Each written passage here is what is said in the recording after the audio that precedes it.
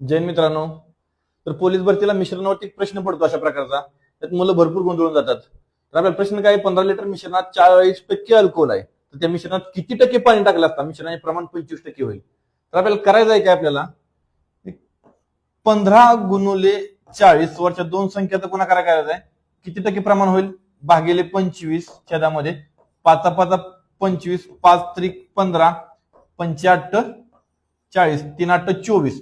तर आपल्याला संपूर्ण मिश्रणाचं प्रमाण 24 लिटर होईल. तर आपलं जुनं प्रमाण किती होतं 15 लिटर. 24 मधून जर आपलं जुनं प्रमाण वजा केलं तर आपलं फायनल उत्तर किती येईल, 9 लिटर पाणी टाकले असता मिश्रणाचे प्रमाण 25% होईल. ओके, पुढचं गणित बघू आपण. 30 लिटर मिश्रणात 60% अल्कोहोल आहे.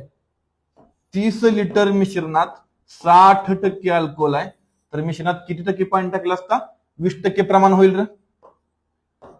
20 त्रिक 60 30 त्रिक 90. हे 90 लिटर हे आपले नवीन मिश्रणाचे प्रमाण आहे. जर नवीन मिश्रण जर 90 लिटर असेल, जुनं किती होतं आपल्याला 30. 90 मधून जर जुनं प्रमाण वजा केलं तर आपल्याला किती टक्के पाणी टाकावं लागेल, 60 लिटर पाणी टाकावं लागेल. 60 लिटर. एक गणित तुमच्यासाठी देतोय, मला कमेंट बॉक्स मध्ये सांगायचंय.